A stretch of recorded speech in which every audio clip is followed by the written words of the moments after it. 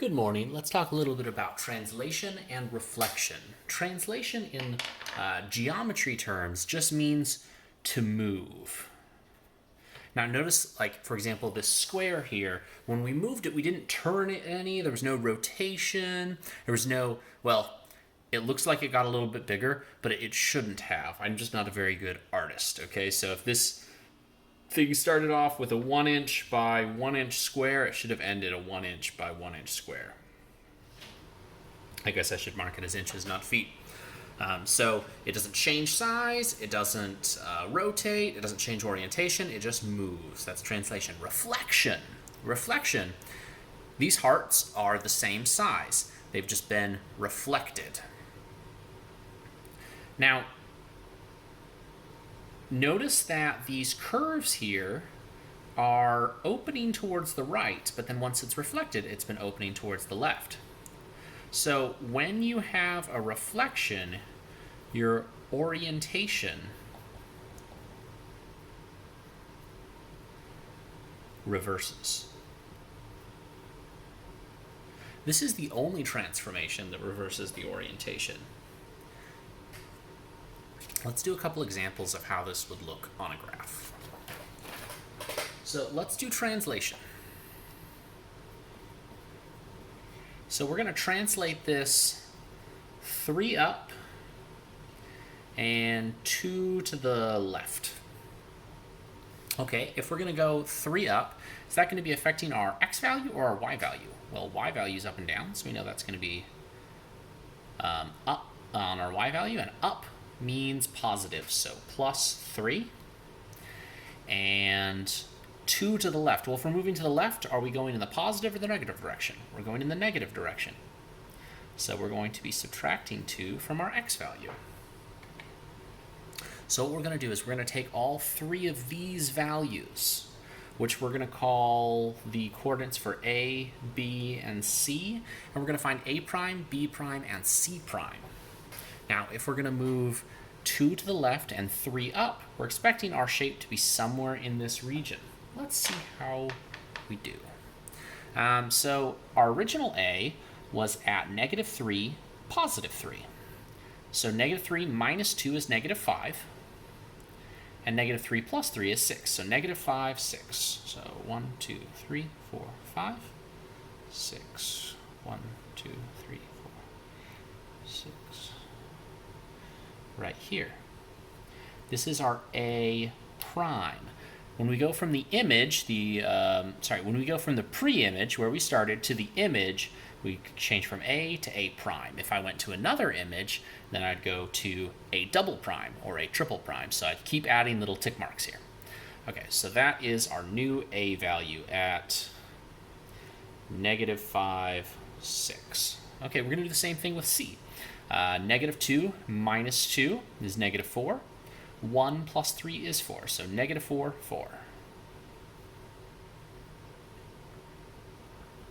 And this is our C prime at -4, 4.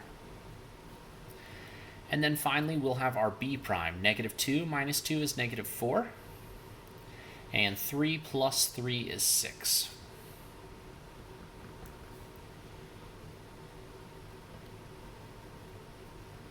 And that's our B prime. I'll go ahead and color in my shape. Now, assuming I copied correctly and if all my meters are right, the shape is just moved. It's just moved a little bit, hasn't turned, all the orientation is still the same. We still have to go ABC, ABC, everything's great. This is translation moving up and to the left. Now, if we went up and to the left, let's do the opposite. Let's translate this shape.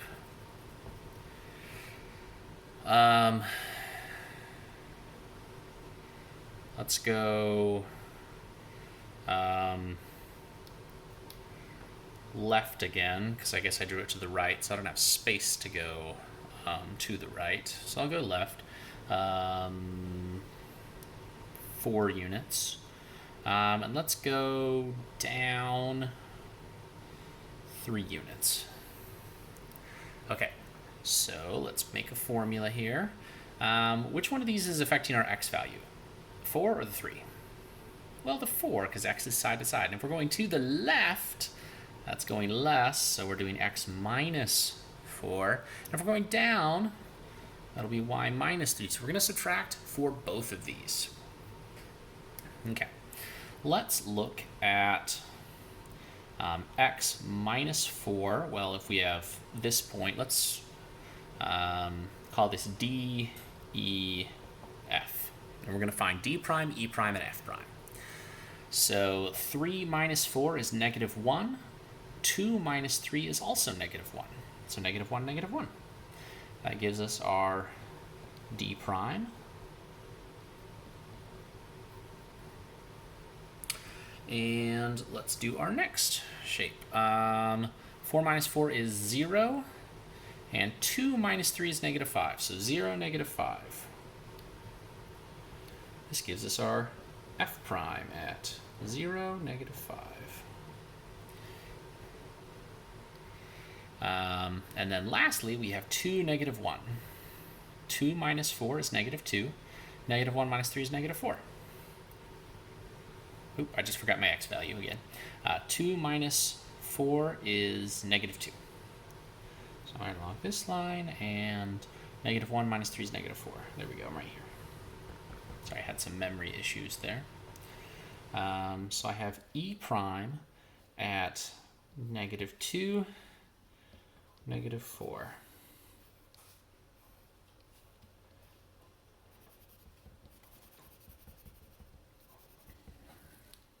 And there's translation.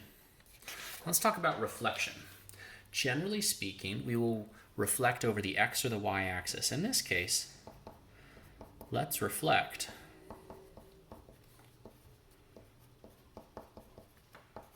over y.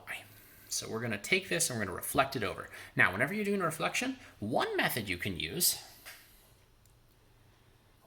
is to just count. Well, we went 1 up, so we'll go 1 up again. And, ooh, I should have labeled these. G, H, I. So this is G, this will be our G prime. Let's count again. We went up 1, 2, 3, 1, 2, 3. There's I prime. 1, 2, 3, 4. 1, 2, 3, 4. There is H prime.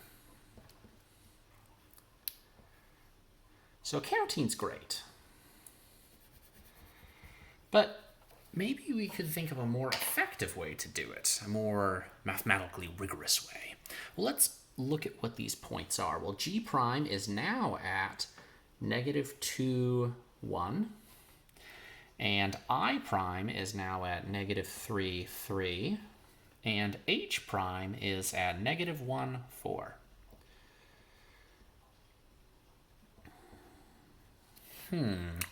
Okay, so I notice here something. My x value for G was negative 2, negative 1.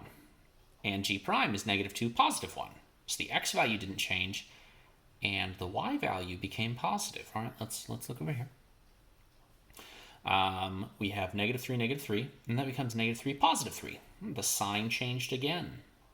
And then negative 1, negative 4, negative 1, positive 4. So when we're trying to reflect over x, we could take all of our points and multiply that y value by negative 1. And that's actually what you can do whenever you want to reflect over your, I said reflect over the y-axis, but what is this axis right here? That's the x-axis. So whenever you want to reflect over the x-axis, you change your y values. Would anyone venture to guess what we do when we reflect over the y-axis? Well, if you guessed, we'll change our x values. That's correct. So move over your x-axis, change your y values. Move over your y-axis,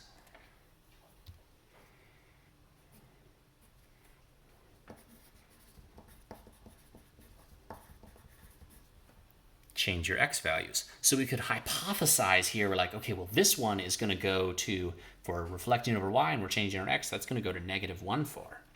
And I'm going to bet this one's going to go to negative 2, 1. And this one because he's already negative, he's going to go to positive 1, 3. And my y values are going to stay the same. Let's go ahead and graph those and see if this trick works. All right, so 1, 3 right here. Perfect. Negative 2, 1. Okay, negative 2, 1. Okay. Starting to see something come together here. And negative 1, 2. Negative 1, 4. Okay.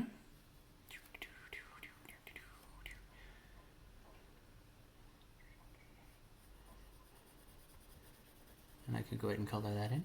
And we do have a reflection. So the trick to remember with reflections is if you're trying to reflect over the y-axis, then take your x values and multiply them by negative 1.